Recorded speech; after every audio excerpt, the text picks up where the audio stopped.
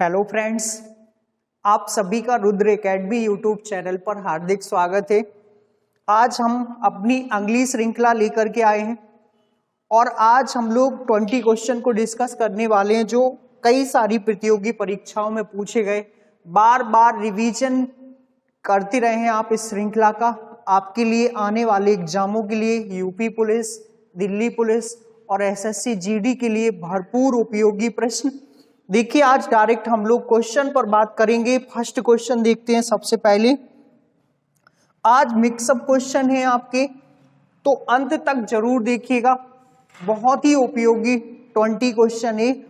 First question है, भूटान से कितने राज्यों की सीमा लगती है। देखिएगा, जो भूटान देश है उससे कितने राज्य हमारे इंडिया के हैं जो कवर करते हैं। तो भूटान हमारे देश का पड़ोसी भी देश है, एक छोटा सा पड़ोसी, उसके बारे में आज हम लोग कुछ जानेंगे पॉइंट। तो भूटान से ध्यान रखिएगा, सबसे छोटा पड़ोसी है, सिक्किम के जस्ट ऊपर मौजूद है।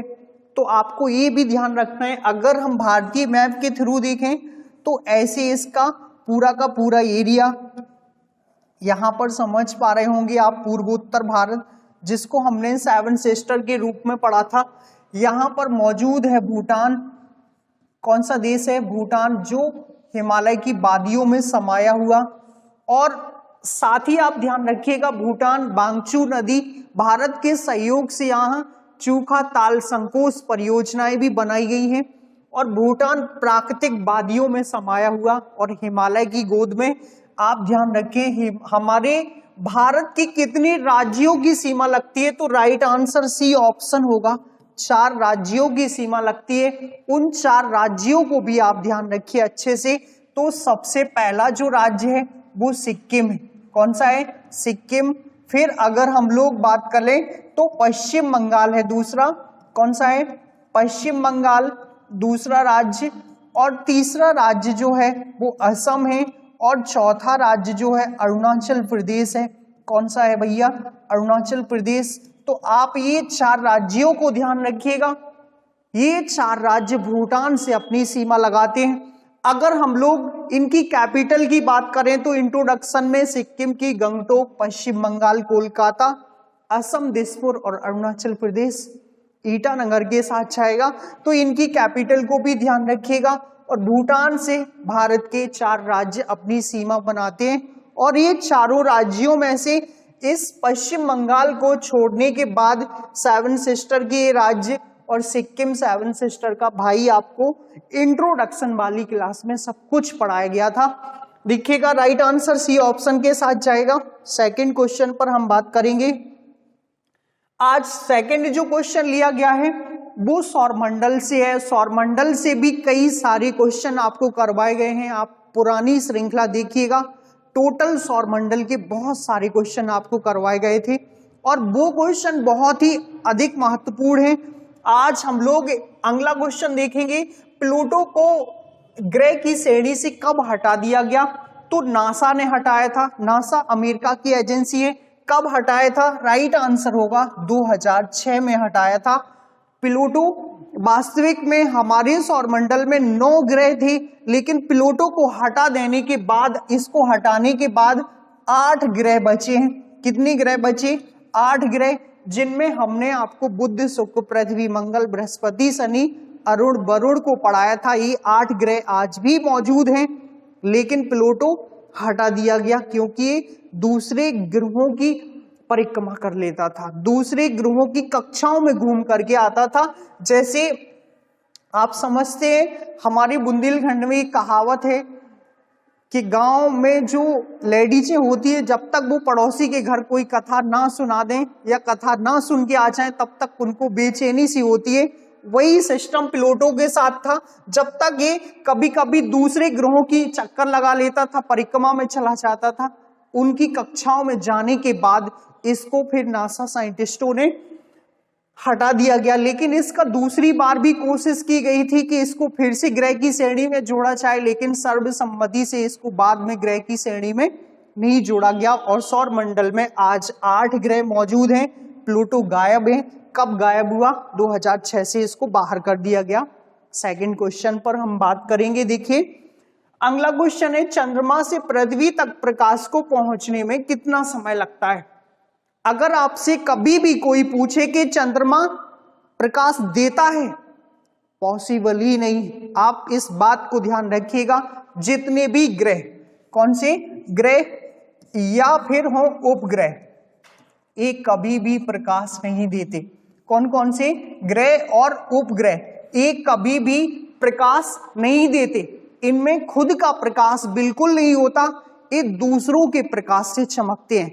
जैसे ग्रहों में आपको सबसे ज्यादा चमकदार शुक्र है, वो भी चमकता है, लेकिन उस पर CO2 97% उपस्थित होने के कारण सबसे ज्यादा गर्म है। गर्म होने के कारण ही चमकता है। और गर्म किस वजह से है? सूर्य की स्थिति के कारण। तो आप ये ध्यान रखें सबसे पहले तो कि ग्रह और उपग्रह में खुद का प्रकाश नहीं होता, ये दूसरों के प्रकाश से हमेशा चमकते हैं। अब चंद्रमा जब चमकता है, चंद्रमा क्या है? उपग्रह है। चंद्रमा क्या है? उपग्रह है। और किसका उपग्रह है? पृथ्वी का उपग्रह। किसका उपग्रह है? पृथ्वी का। और जब चंद्रमा पृथ्वी का उपग्रह है तो ये सूर्य के प्रकाश से चमकता है। और चंद्रमा जब चमकता है तो हमारी पृथ्वी तक भी प्रकाश आता है। तो आप प्रकाश की चाल को ध्यान रखिए, प्रकाश की चाल ध्यान रखिएगा, आपको पता चल जाएगा। प्रकाश की चाल आपको पिछले वीडियोस में पढ़ाई गई है, 3 लाख किलोमीटर प्रति सेकंड। कितना? 3 लाख किलोमीटर प्रति सेकंड है प्रकाश की चाल। तो हमारी पृथ्वी की और चंद्रमा के बीच का जो दूरी है वो 3,84,400 किलोमीटर है। 3,84,400 किलोमीटर लगभग में। तो आप ये सोच लीजिएगा कि 3 लाख किलोमीटर जो चलेगा तो वो 1 सेकंड में चल जाएगा, और बाकी बचा 84। तो ऑप्शन के हिसाब से हम टिक कर लेंगे, 1.3 सेकंड में कवर कर लेगा। और चंद्रमा से पृथ्वी तक प्रकाश आने में B answer is correct answer होगा, 1.3 सेकंड लगते। अगर कोई पूछे सूर्य से हमारी धरातल तक प्रकाश आने में तो 8.3 सेकंड लग जाएंगे। कोई कोई 500 सेकंड बोलता है, वो भी करेक्ट है। कभी कभी किसी बुक में 8 मिनट 16 सेकंड भी दिया होता है, तो ऑप्शन के हिसाब से वो भी करेक्ट हो जाता है। तो आप ध्यान रखें, चंद्रमा किसी भी उपग्रह और ग्रह में खुद का प्रकाश नहीं होता। ये किसके प्रकाश से चमकेंगे? सूर्य के प्रकाश से चमकेंगे। तो आप राइट आंसर बी ऑप्शन पर जाएगा। सेकंड क्वेश्चन की बात करेंगे। देखिए, बिग बैंग थ्योरी का प्रतिपादन किसने किया? सबसे पहले इसको बिग बैंग को देखिएगा। अगर बिग बैंग को हम लोग बोले तो सबसे पहले तो इसको जाना जाता है महाविस्फोटक सिद्धांत के नाम से। किसके नाम से? महाविस्फोटक सिद्धांत। अगर कोई आपसे पूछ ले कि महाविस्फोटक सिद्धांत कौन सा है, तो भैया यही है महाविस्फोटक सिद्धांत। कौन सा? बिग बैंग थ्योरी है। तो महाविस्फोटक सिद्धांत भी ध्यान रखिएगा, किसको कहा जाता है? इसी थ्योरी को। लेकिन अगर आपसे ये थ्योरी पूछ ले कि किसने दी, तो फिर क्या करोगे? तो भैया बी ऑप्शन के साथ देखेंगे हम, जॉर्ज लेमेंटियर ने इस थ्योरी का प्रतिपादन किया। और सबसे सटीक, कैसी? सबसे सटीक ब्रह्मांड की उत्पत्ति बताती है। किसकी? ब्रह्मांड की। और ब्रह्मांड आप सभी जानते हैं कि ब्रह्मांड क्या है? असंख्य क्षुद्र ग्रह, उल्का पिंडों, तारों, आकाश गंगाओं, मंदाकिनियों का समूह, पूरा ब्रह्मांड जिसका अनंत का आज तक पता नहीं कि कहां तक फैला हुआ है। तो अगर ब्रह्मांड की उत्पत्ति का सबसे सटीक सिद्धांत है तो वो बिग बैंग थ्योरी है, जिसका प्रतिपादन जॉर्ज लेमेंटियर ने किया। अगर व्याख्या की बात कर ले कोई, तो ध्यान रखिए रॉबर्ट बेगोनियर ने की थी। किसने की थी? रॉबर्ट बेगोनियर। तो रॉबर्ट बेगोनियर साहब को भी ध्यान रखिएगा। अगर ऑप्शनों में हम चले जाएं तो ऑप्शन में कोपरनिकस है, सौरमंडल की खोज करता। सबसे पहले सौरमंडल की खोज कोपरनिकस। केपलर की बात करें तो ग्रहों की गति का नियम। और न्यूटन की बात करें तो ग्रेविटेशनल फोर्स किसने दिया? न्यूटन। कहाँ के थे? इंग्लैंड के थे। सेकंड क्वेश्चन भी बात करेंगे हम। सेकंड क्वेश्चन पर, तारों में ऊर्जा का स्रोत क्या है? देखिएगा, अगर हम लोग तारों की बात करें तो सबसे पहले तो तारे क्या हैं?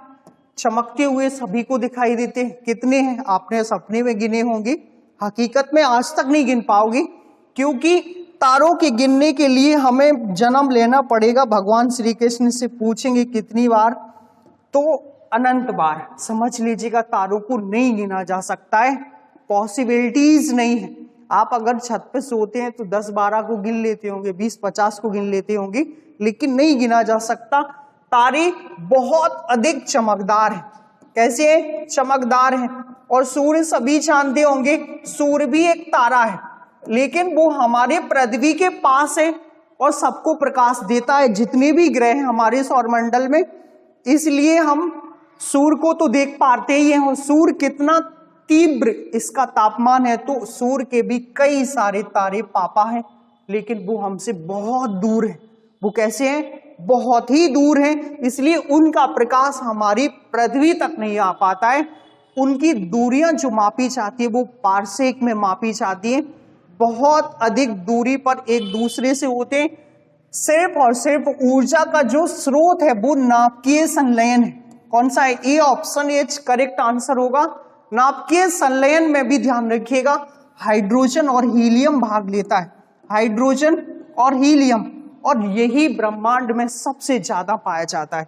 आपको अगर कोई पर्सनली एक तत्व पूछे तो हाइड्रोजन सबसे ज्यादा, और अगर नाभिकीय संलयन में पूछे तो ये दोनों नाभिकीय संलयन में भाग लेते हैं, हाइड्रोजन और हीलियम। इसी से बनता है कौन सा बम? आप जानते हैं उत्तर कोरिया ने बनाया था हाइड्रोजन बम। कौन सा बम? Hydrogen bomb. और हाइड्रोजन बम को आप अच्छे से ध्यान रखिए, इसने 100 किलोमीटर नीचे परीक्षण किया था और पृथ्वी पर 7 रिएक्टर का भूकंप आ गया था। सनकी साहब हैं, कुछ भी कर सकते हैं। तो हाइड्रोजन बम को नाभिकीय संलयन से ध्यान रखना है और परमाणु बम को नाभिकीय विखंडन से ध्यान रखना है। और ये दोनों तत्व अंतरिक्ष में भरपूर मात्रा में पाए जाते हैं।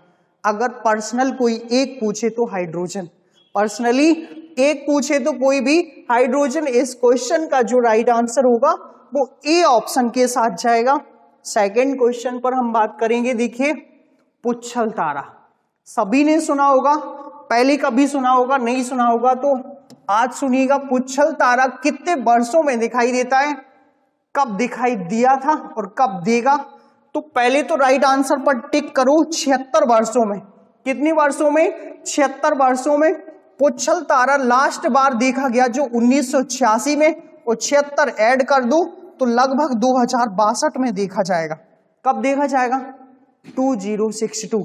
आप ध्यान रखिएगा, अभी देखा गया था 1986 में, और 76 वर्षों में दिखाई देता है बार बार। बाकी 76 वर्ष में तो हमारा ही भला हो जाएगा, सबका भला हो जाता है। एवरेज आयु भी लगभग इतना ही है। तो आप अभी देखेंगे 2062 में देखेंगे इसको। सेकंड क्वेश्चन पर बात करेंगे। सूर्य की बाहरी सतह का तापमान कितना है? किसका? सूर्य का।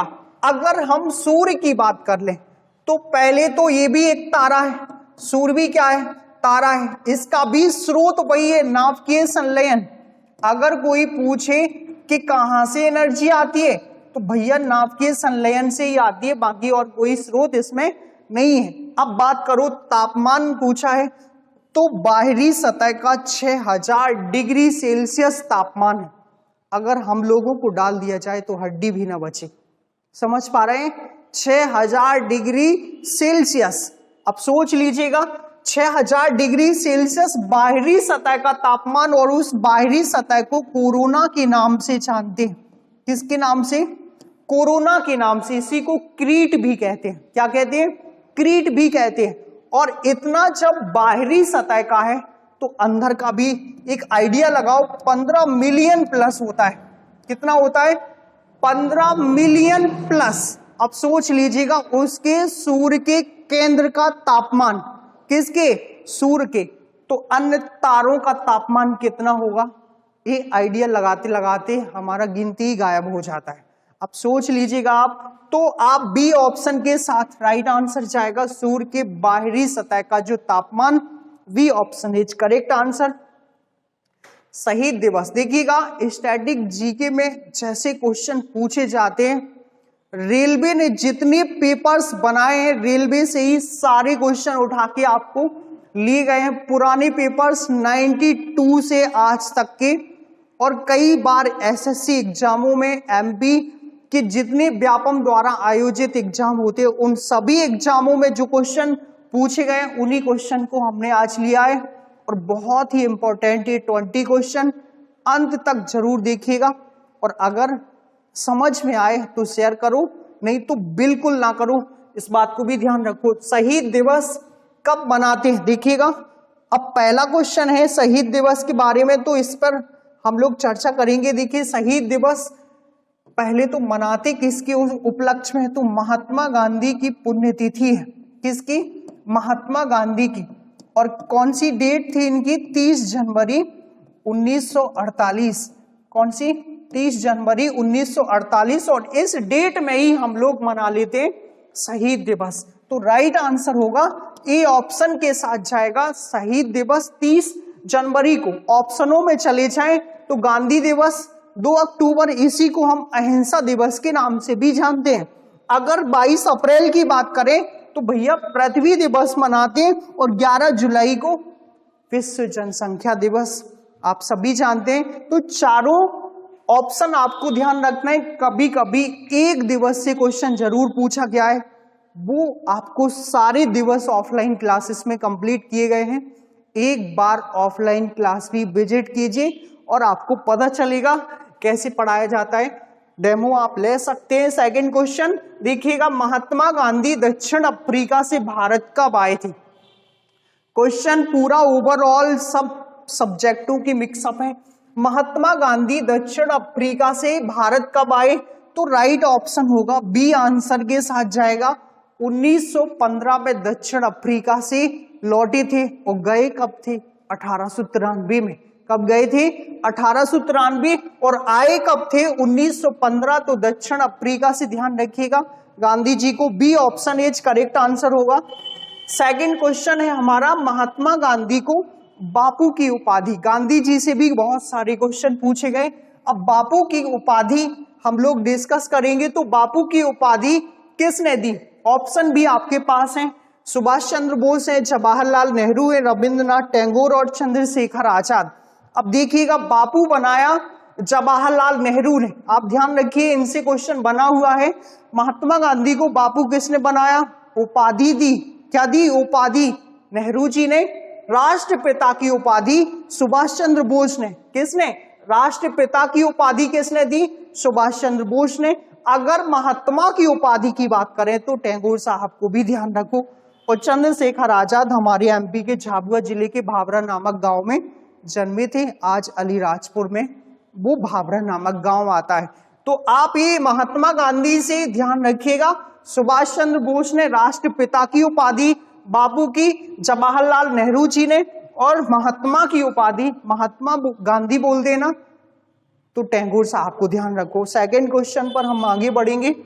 साबरमती आश्रम की स्थापना कब हुई? सबसे पहले साबरमती क्या है? तो भैया नदी है। क्या है? नदी है। आती कहां से? राजस्थान से आती है। कहां से आती है? राजस्थान से। राजस्थान में कहां से?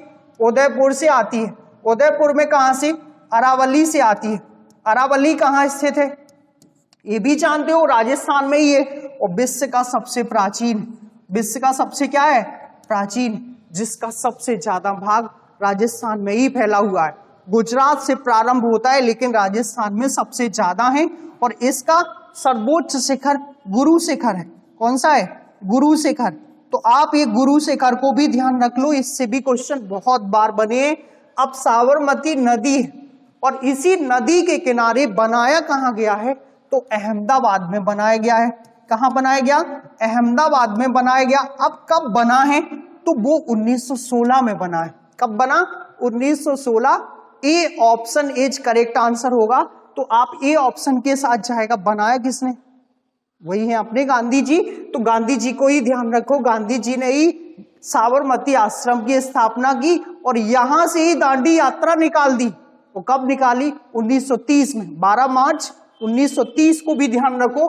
क्यों निकाली? नमक पर टैक्स अंग्रेज लगा रहे थे। कौन? गोरे लोग। हमको काला कहते थे, वो गोरे थे, इसलिए गांधी जी ने नमक कानून तोड़ने के लिए निकाल दी दांडी यात्रा। देखिए अगला क्वेश्चन है, केसर ए हिंद की उपाधि गांधी जी को कब दी गई? केसर ए हिंद अंग्रेजों ने दी थी 1915। A option is correct answer होगा। केसर ए हिंद की उपाधि गांधी जी को कब दी गई? तो ए ऑप्शन के साथ ही राइट आंसर जाएगा। सेकंड क्वेश्चन है, स्वतंत्र भारत की पहली जनगणना कब हुई? अब देखिए जनगणना से क्वेश्चन बनता है, हर बार पूछा जाता है। पहली जनगणना की बात करें तो 1872 में हुई, जो ऐसी ही हो गई, मतलब किसी घर में 10 सदस्य हैं तो 3 सदस्यों को जोड़ा गया या आधा क्षेत्र भारत का छोड़ दिया गया, जो सीक्वेंस से नहीं मानी जाती, मींस क्रमबद्ध तरीके से नहीं मानी जाती। और ये किसके समय हुई? लॉर्ड मेयो के समय हुई थी, लॉर्ड मेयो। अगर हम लोग क्रमबद्ध वाली माने तो 1881 से हुई, इस टाइम क्रमबद्ध हो गई। इस टाइम क्या हो गई? क्रमबद्ध हो गई, इसमें कोई भी भारतीय छूटा नहीं। और किसके समय हुई? तो लॉर्ड रिपन ने करवाई। किसने करवाई?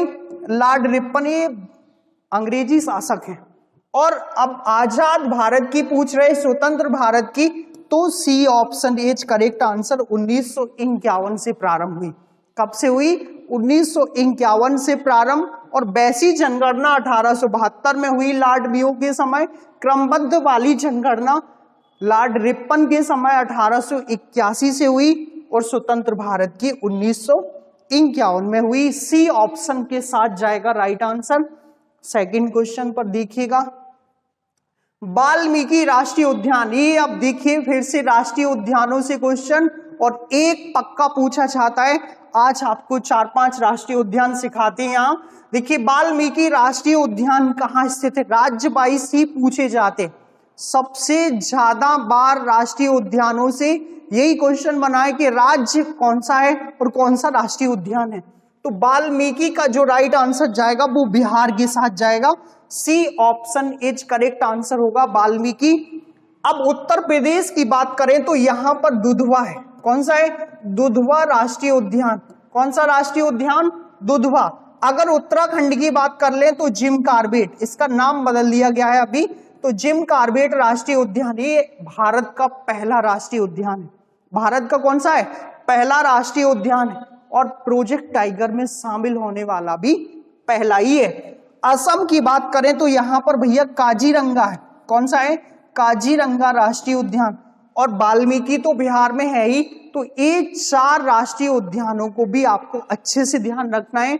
उत्तर प्रदेश का दुधवा, उत्तराखंड का जिम कार्बेट, बिहार का वाल्मीकि, असम का काजीरंगा। ये बहुत बार पूछ लिए गए राष्ट्रीय उद्यान है।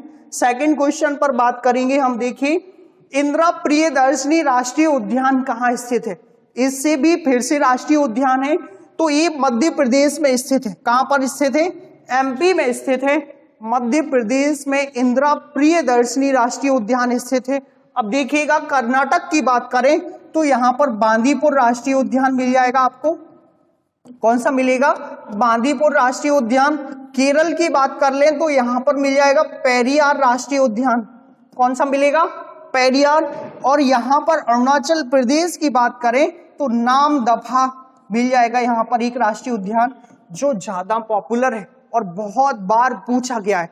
तो आप एमपी से ध्यान रखिएगा, पेंच राष्ट्रीय उद्यान इसी को बोल दे, इसी इंदिरा प्रियदर्शनी को बोल दे पेंच राष्ट्रीय उद्यान। कौन सा? पेंच राष्ट्रीय उद्यान। तो आप इस राष्ट्रीय उद्यान को भी ध्यान रखिए और इसी का इंदिरा प्रियदर्शनी नाम है। इसका क्या नाम है? इंदिरा प्रियदर्शनी। तो हमारा जो राइट आंसर होगा वो सी ऑप्शन के साथ जाएगा। और मध्य प्रदेश का सबसे बड़ा और सबसे पहला कान्हा किसली है, जो मंडला में है, जिसकी स्थापना 1955 में हुई थी। किसके रूप में? राष्ट्रीय उद्यान के रूप में। तो आप ध्यान रखिए। सेकंड क्वेश्चन पर बात करेंगे, भारतीय अंतरिक्ष अनुसंधान संगठन, ये नाम है इसरो का। किसका नाम है? इसरो की स्थापना कब हुई?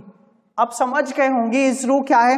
ये भारतीय अंतरिक्ष अनुसंधान संगठन, इंडियन स्पेस रिसर्च ऑर्गेनाइजेशन, इसकी स्थापना 1969 में हुई।